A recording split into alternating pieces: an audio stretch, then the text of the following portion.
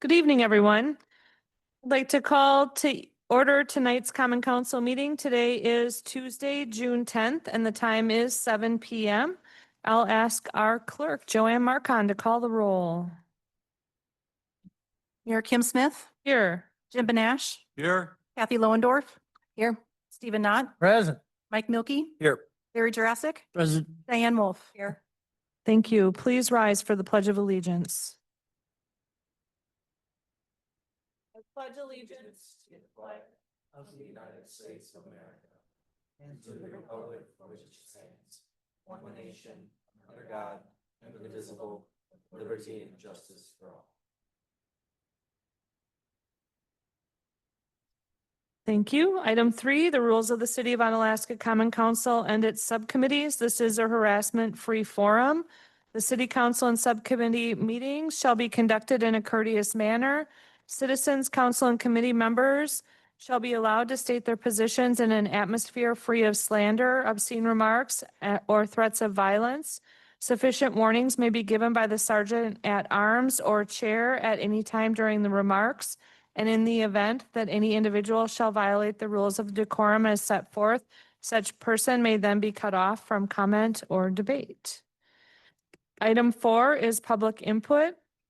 If any members from the public would like to address the Common Council, now is the time to do so. If you would like to address the Common Council, please begin by stating your name and your address, and please limit your comments to 3 minutes. Would anyone like to address the Common Council this evening?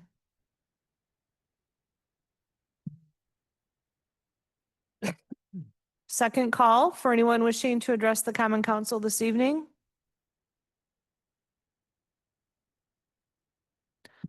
Third and final call for any members of the public who would like to address the Common Council this evening. Not seeing or hearing anyone, that portion of the meeting is now closed. And I'll move on to item 5, which is a report from the mayor. Item A, 2025 full revaluation assessment update from the accurate assessor. Please come forward, introduce yourself, and share your report. Welcome. Thank you. My name is Brandon Roosh. I'm the statutory assessor this year for the city of Onalaska, representing Accurate Appraisal. We do have virtually Addie, who is also with Accurate Appraisal. Hello, everybody. Can you guys hear me? Yes, we can. Thank you. Welcome, Addie. Thank you. Awesome. I think Addie wants to start us off here, and then I will kind of wrap us up with some statistics of what we've seen with the revaluation, and then I would be available for any questions that you may have as well. Thank you. Yes, thank you. Good evening, everyone. Thank you all for having us. We are doing a full revaluation this year, so it is going to be a big year. So we just wanted to make sure that we educated you guys as much as we can, because we know you guys are going to get questions from the constituents and the taxpayers. So today we're going to walk through the full revaluation update and what it means for the city. This year's revaluation reflects significant market changes, and we'll explain how assessments were conducted. We'll share key statistics and then outline the timeline. Just a reminder, Wisconsin is a market-driven state, which means a revaluation year like this, property assessed values should reflect what it likely would sell for on the open market. This ensures fairness in property taxation, and the assessment team bases valuations on arm's length sales and transactions. They do not include or take into consideration in their analysis any invalid sales that were not on the open market. So the statistics that Brandon goes through today is only of those valid on the open market sales. It won't include anything like a family member, a divorce, a trust, a foreclosure, or anything like that in his analysis. And why a revaluation? Unlike a maintenance year, a revaluation means every property in Onalaska was fully reviewed and reassessed to ensure equity.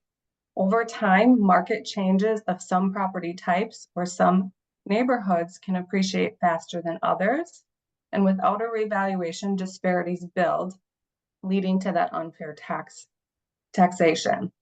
Older homes can appreciate slower than newer homes. Ranch homes can appreciate faster than two-story homes.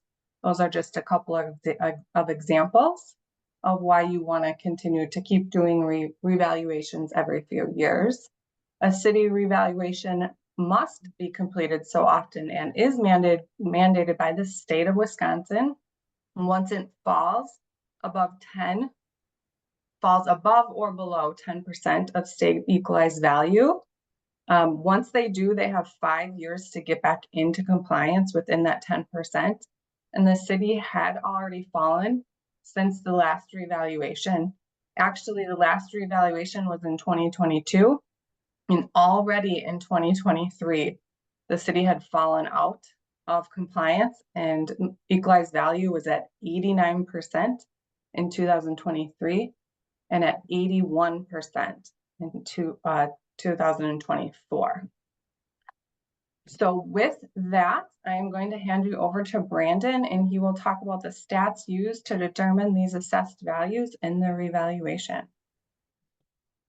Yes, thank you, Eddie. So yes, I do a lot of the review of the sales and the modeling that goes into a revaluation. This year's revaluation for the city of Onalaska, we did look at sales from 2023 and 2024. The total usable valid arm's length transactions used for the residential side was 544 sales. So we had a very good sample size within the 2 years of sales that we used. The data set that we produced, that was produced, had a coefficient of dispersion. The COD is what I refer to it as, of 12.73. What this means is that is the factor of how tight the sales are, how closely together the sales are to give a good data set. The Department of Revenue's acceptable threshold for assessment equity is anything under 15. So being that we had a coefficient of dispersion of 12.73, it means it's a very good data set to use. Residential trends. So the overall increase for residential properties are seeing on average between 27 to 28%. Obviously, there may be some, the law of averages, there may be some residential properties that see a higher increase than the 28%. There may be some that see a lower increase of less than 27%. It is important to note that this is not just a 1-year increase. This is rather an increase based on since the last revaluation in 2022. So it is taking in account the market updates for all of those years. Increases can vary, as Addie was stating, between neighborhoods, between property types, different styles of homes. And that's all based on the data set of those 544 sales. Commercial property trends, the overall increase for commercial properties is averaging between 32 and 35%. Commercial properties are seeing a higher increase than residential property. This is reflecting rising market rates for rents, lower vacancy rates, and growing investor interest in sectors like rentals, warehouses, and sometimes office space. Our valuation team analyzed not only the sales, but we do request all income and expense information from all commercial properties. We typically get 10 to 15% return rate on those requests, but that's pretty typical across the state.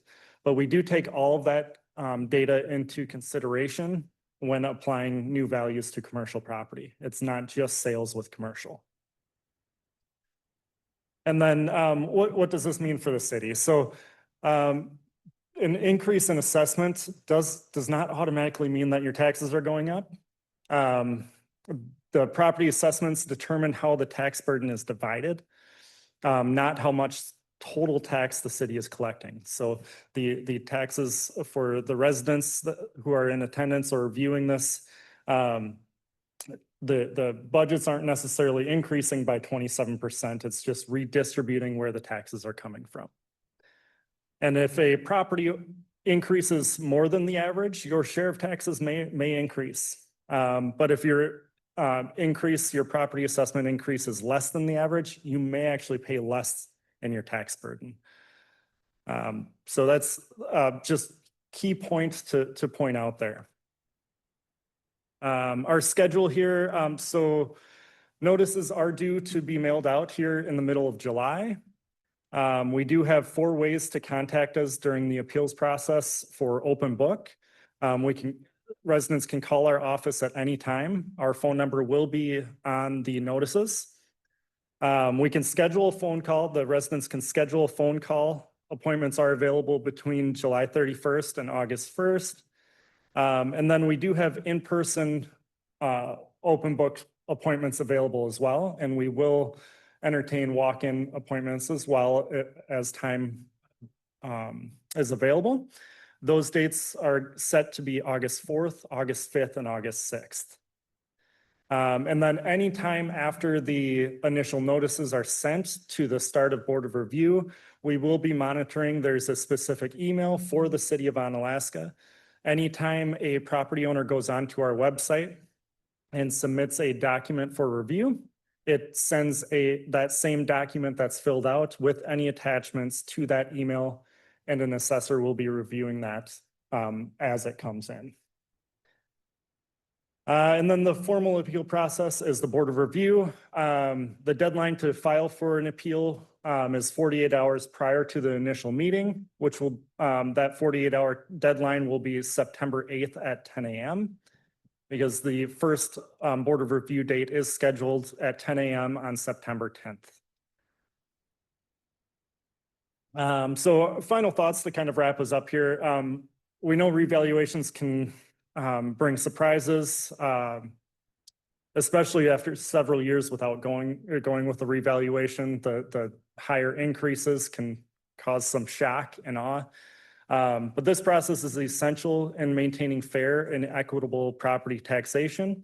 And we are working hard to educate the community before notices hit. That's why we are attending this Common Council meeting, to try and get as much education out to not cause panic when those notices do come out. We are willing to talk through any questions that you as the council may have and that any residents may have as they arise, especially after those notices come out. That kind of wraps up our kind of overview. Are there any immediate questions? Yes. Amanda, do you have a question?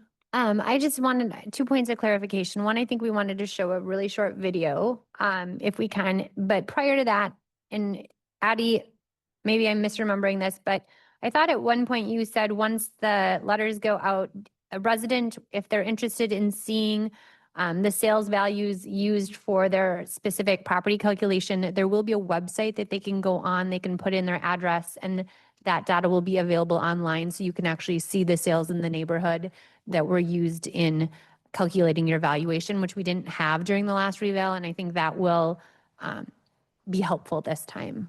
That is a great point, Amanda. Yes, we are posting the initial assessment roll on our website, so anybody can see the full assessment roll. And then we are also posting the full sales analysis of all 544 residential sales.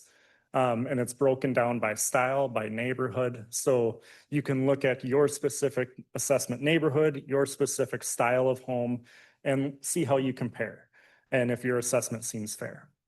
Brandon, you mentioned that, I think it was, can you just repeat this? Because you were just rattling off a bunch of dates kind of quickly. And I just remember from the last time we did this that a lot of people wanted to get in to have appointments, and there was a little bit of frustration with that. So that's why I kind of focused in on those comments. You said there would be times for appointments on July 31st and August 1st. Those are phone appointments, yeah. Those would be phone appointments. So they would make arrangements to talk to someone on the phone.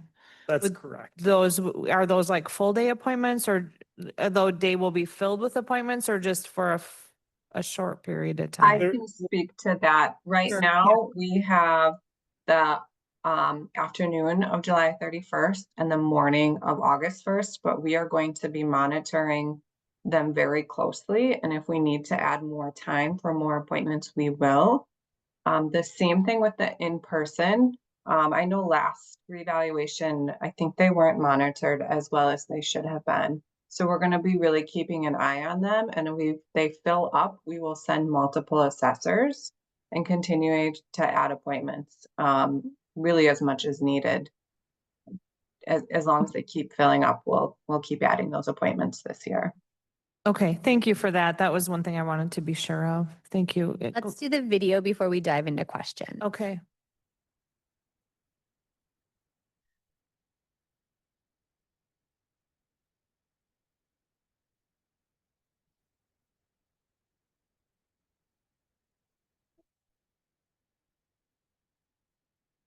So there's a lot of misunderstanding about the role of assessors and how they affect the property tax that homeowners pay. When someone hears the term assessor, they seem to think of a scary figure reaching for their wallet. Not so. Assessors don't set tax rates. Assessors don't chase tax dollars. An assessor is interested in fairly determining property values, and they take great pride in it. Property tax is determined by a simple formula. Assessors only affect one of these variables, the value. And they do so with incredible accuracy.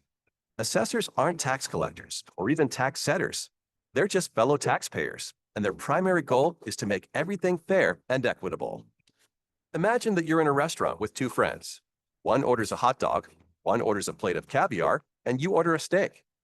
The waiter comes to the table with a total bill of $100, but he doesn't know how much each of you should pay. If everyone paid the same amount, the guy who ordered the caviar might be happy. But what about the guy who ordered the hot dog? Enter assessors. The food is your property. Just like these meals, some people's property is worth more than others. And it's the assessor's job to determine how much each property is worth. That's it. So in the same way the value of these menu items would need to be determined, an assessor places value on properties to ensure fairness and equity. After the assessor determines the value of each property, local governing bodies will set their budgets for the coming year. They set the tax rate in order to produce the dollars needed for their budgets. The value of a property does not affect the amount of property tax needed. The sum total of all those budgets is a set number that has to be divided up among all the property owners. So even if everyone's value was cut in half by the assessors, the tax rate will be raised in order to generate the same amount of tax revenue. The assessors don't determine the taxes you pay. They just determine the values of properties to keep everything as fair and equitable as possible. When you notice a change in your property's assessed value, that change is the result of a never-ending quest for fairness and accuracy. Assessors are graded on their performance, so there is a detailed system to get accurate valuations.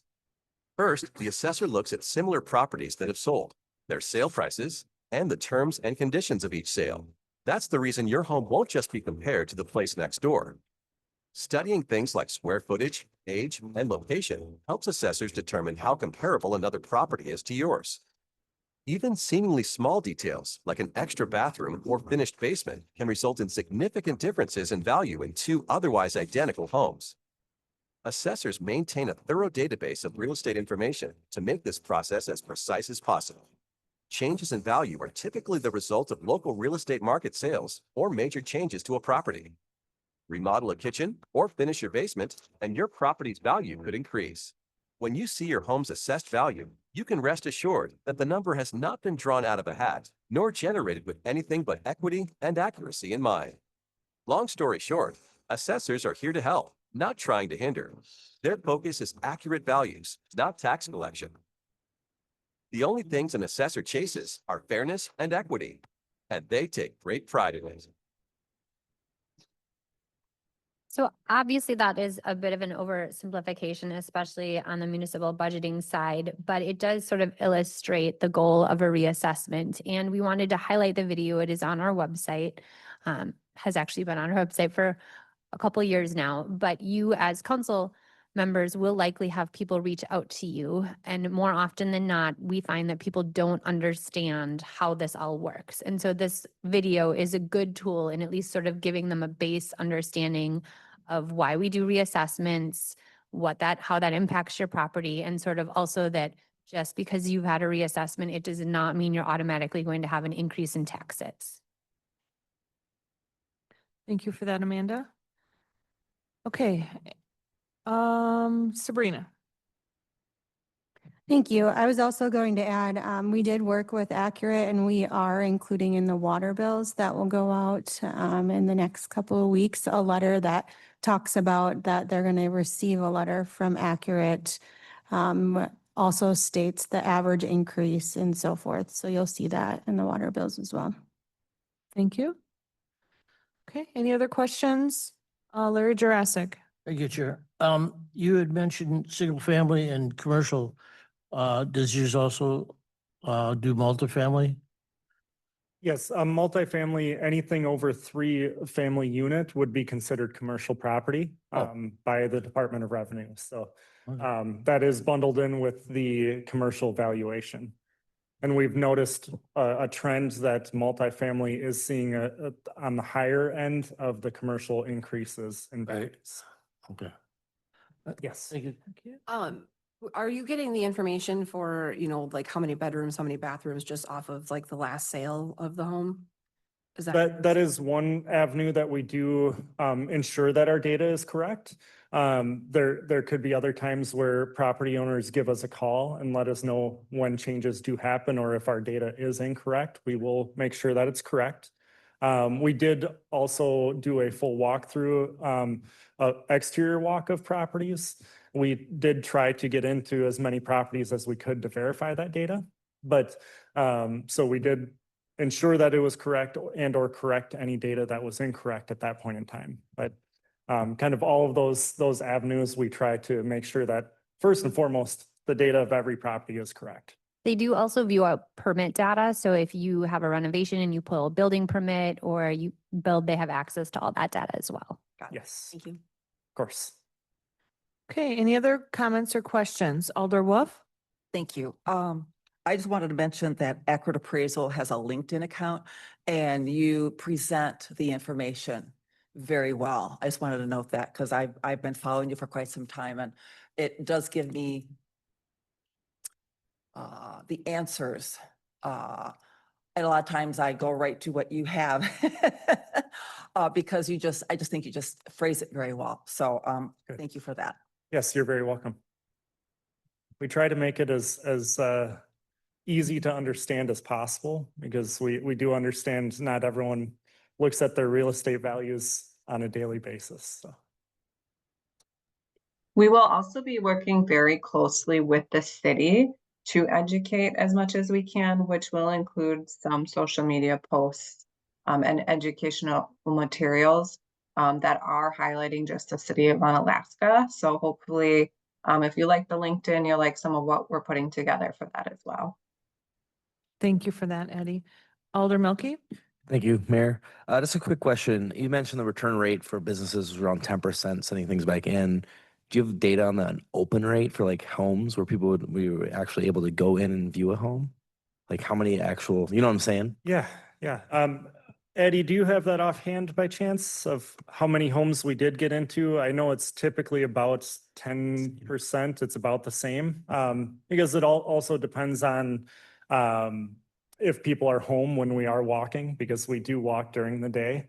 There are certain regulations that we need to follow as far as the Department of Revenue and when we can knock on doors.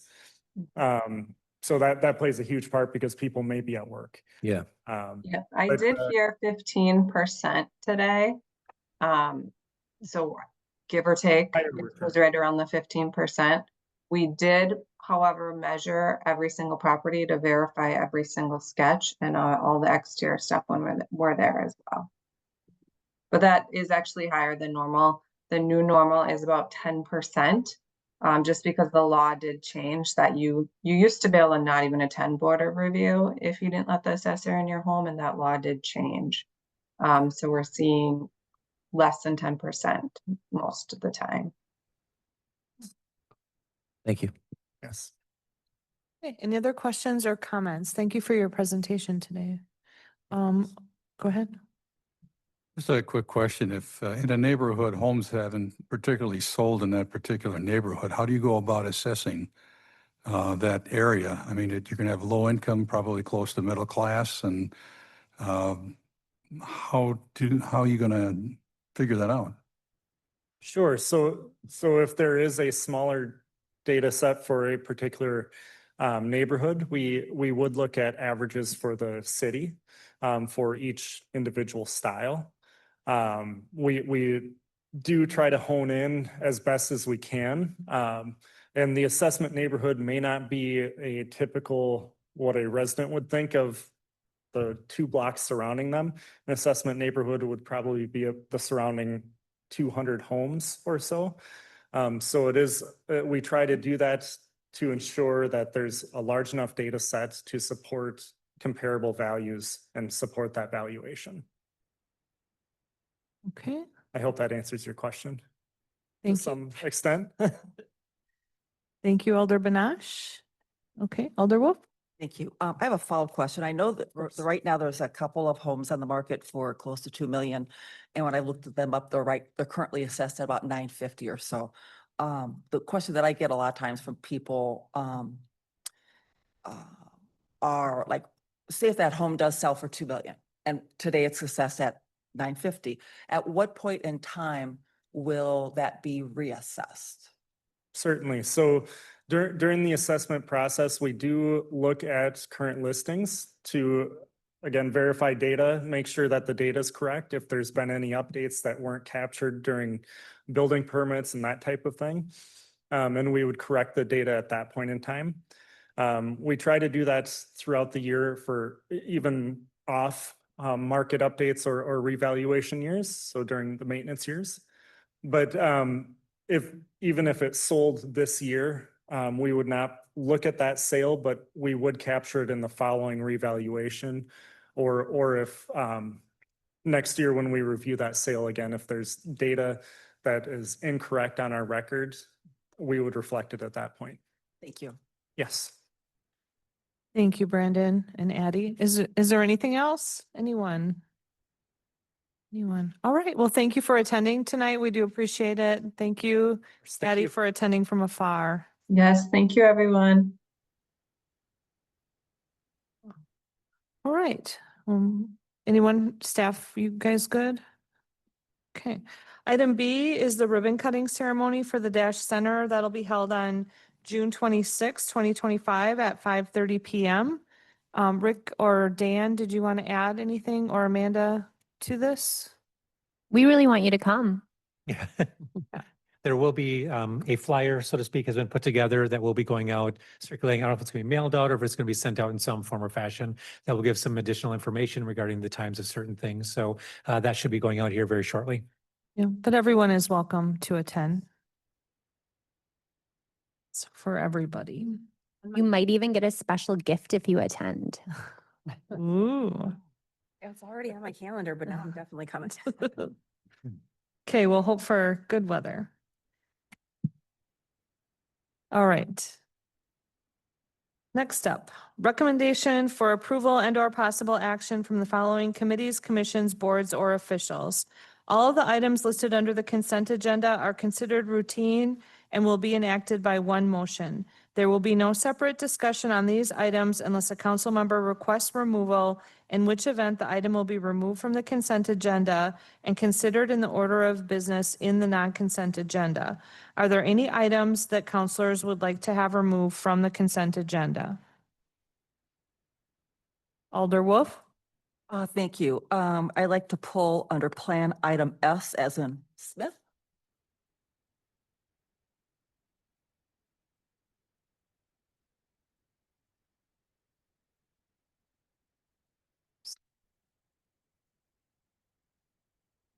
Thank you. Are there any other items councilors would like to see removed from the consent agenda?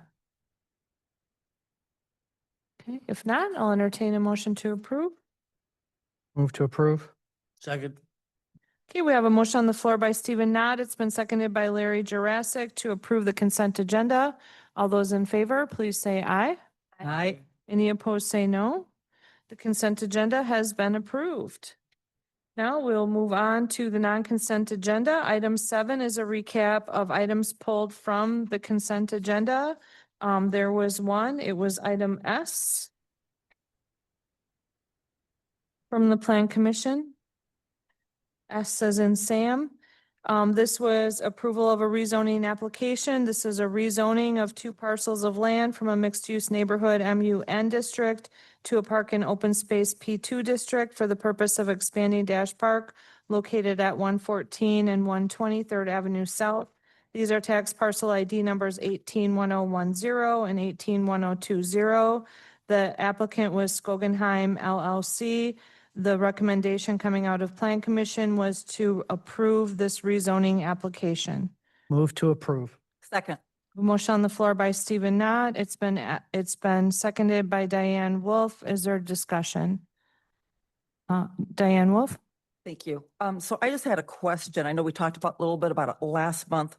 And now it has gone to plan and looking to be approved at council tonight, which I certainly will support. I just wanted to get on the record as far as what could happen past this step. For example, I guess I would like a scenario. Like if some plans come in or some proposal will go to plan, then it comes to council. Is there any situation where it would not come back to council? I guess those are kind of my questions. Thank you. Okay, we'll let our planning manager answer that question. Katie Aspenson. Thank you, Mayor. So before you this evening is the rezoning petition. So this is to rezone the land to our park and open space P2 district. Included in the Plan Commission packet was a conceptual site plan that would showing generally where all the different features of the park would go. So we always request that as part of the rezoning, just so the Plan Commission and ultimately Common Council have an idea of what to expect, knowing that some pieces may change after the fact. So the next step moving forward would be site plan review. Site plan review is reviewed only by city staff. So this is the last step in terms of reviewing the actual project.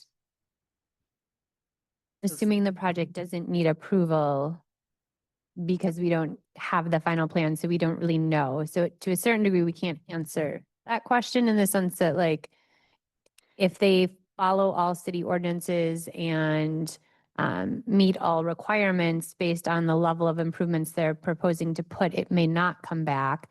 But if they needed a planned unit development or they needed, some form of concessions from the city, as it relates to things that we see from other developers, right? So if you need setback alterations or you want us to modify our code for the benefit of your project, then you have to bring that back and that would go through Plan Commission and that would go through Common Council. Either way, though, this is going to come back in some capacity because right now the city is looking at a contribution of about $300,000 to this project. And so the value of the project is upwards of $2.5 million, but the developer is looking for a contribution of about $300,000 from the city. And so that will come back to council. Right now, we're sort of evaluating the best ways that the city could give that contribution. We do have money in the capital improvement projects budget that could be utilized for that and in our park funds. And so that will come back to this board possibly as early as next month. The reason why I ask is because last month I was told it would come back to council. And if I heard correctly, and except you added a few things at the end, what I heard just now was that it's not going to come back to council unless, for example, if they want any amendments or, when you talk about side yard, all that kind of thing. I mean, ultimately, it has to come back to the council if we're going to accept the land, right? And so, Katie's answer is very much from like a private development standpoint. Like she has to give you that answer. But because somebody is developing this with the intent of giving it to the city, it will have to come back to council.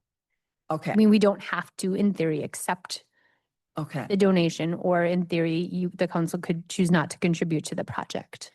because if I remember correctly, Amanda, what the $300,000 that you're referring to is the splash pad. Correct. Okay. Although there are possibilities of using alternate but similar funds in the park fund. Okay. That's all I have. Thank you. Okay.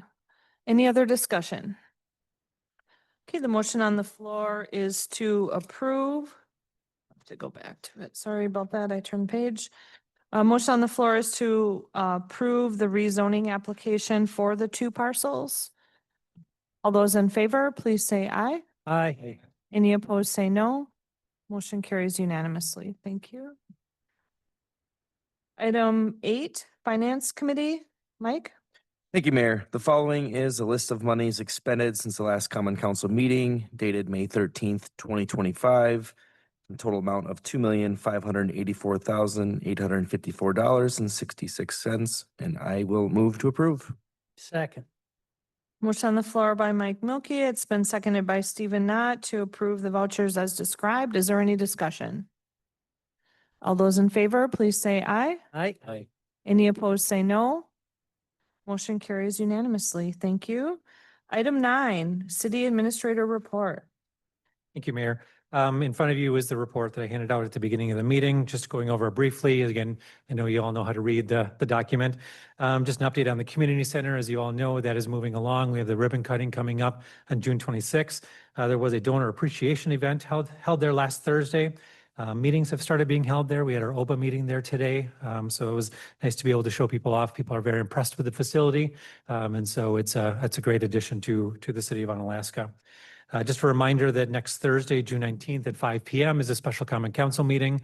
We will be discussing again some plans and some discussions and some ideas in regards to creating a sustainable financial future for the city. So more information will be coming out on that with the agenda. We have our what is it called? Solar Power Hour. There we go. Is scheduled for July 15th. The council has had approved being a participant in the Grow Solar Lacrosse. Easier said than done, program. And so the Power Hour has been scheduled for July 15th, just indicating that there. Just updating the council on a couple of training opportunities that have recently been made available to staff. There was an HR 101. An individual from CIVMIC came in on site and provided that training. There will be some additional training later this month in regards to stay interviews. And then also, while we're doing our switch to Office 365, there will be somebody coming in later this year or later this summer to provide some training in regards to Microsoft, just to show people the kind of the tricks of the trade, so to speak, when it comes to using Microsoft. So that one certainly would be available to any council members that want to attend as well, if you have any questions.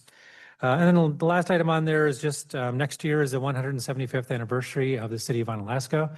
I'm not here to have a discussion about it this evening. I just wanted to get it on the council's radar to talk about in the near future. Are there things that the city wants to do next year in regards to celebrating that? And I am not going to pronounce what it is called, the 175th. It's on the paper in front of you. That's the best I'm going to do. And then the bottom portion are the events and the meetings and things that I've attended. So thank you. Thank you for that. Alder Whoop? Thank you. One quick question. There's some event at the Dash Center tomorrow, isn't there? Yes. Kind of an all day. ADRC is hosting regarding, I think it's Elder Abuse Awareness Month this month, and they're hosting an event there tomorrow, correct? Okay. Mhm. And can I assume that the public is invited to that? I don't know the Yeah. answer to that question. We wanted to get you up here. Give you that opportunity. Everyone, welcome Dan Wick to the stage. Pretty poor show if you got me coming up. Yes, the ADRC is hosting Elder Abuse Awareness event starting at 2:00. We're doing some bingo with seniors from 2 to 3:45. And then they have a band, Grumpier Old Men, coming in at 4:00, 4 to 6 that they're playing. It's like a 20-piece band is what they're told us. So they'll be all in the Deermeyer room tomorrow. But events will kick off at 2:00. They'll have some different programs available. We will be up there to give tours and welcome people to the facility. I think there's a food truck or food too. They have the county has does have a food truck coming in. They'll be there like 3:30. We're asking people to wear purple. Yes, that's the color for elder abuse awareness. Thank you, Dan. Appreciate it. Thank you. Okay. Item 10. Discussion and possible action on the 2025 Onalaska Professional Police Association, OPPA, and the Supervisory Officers Relation Division, SWORD, contract negotiations. The Common Council may convene in closed session under Section 19.851E of the Wisconsin statutes for the purpose of deliberating or negotiating the purchase of public properties, the investing of public funds, or conducting of other specified public business whenever competitive or bargaining reasons require a closed session. The council may reconvene in open session to take the necessary action and/or continue with the printed agenda. Do we have open session discussion regarding this contract? No, not particularly. I will just give you a brief update about the reason we're going to go into closed session is we did have a chance to meet with the Onalaska Professional Police Association, and we're able to come to a somewhat tentative agreement. And so we're going to discuss the terms of that tonight and then hopefully be able to bring forth a contract next month for approval in open session. Okay, with that said, I'll entertain a motion to go into closed session. All motion. Okay, Go into closed session. Second. motion by Kathy Lohendorf, seconded by Mike Milky to go into closed session. The voting to do so will be by roll call. I'll ask Joanne to call the roll. Jim Benash, Yes. Kathy Lohendorf, Yes. Stephen Knott, Aye. Mike Milky, Aye. Larry Jurassic, Aye. Diane Wolf. Aye. Thank you. We are in closed session. The time is 7:42. Are we okay to just proceed or do people need a brief moment? Maybe just 2 minutes to let the room shuffle and Okay, we'll just take a brief moment.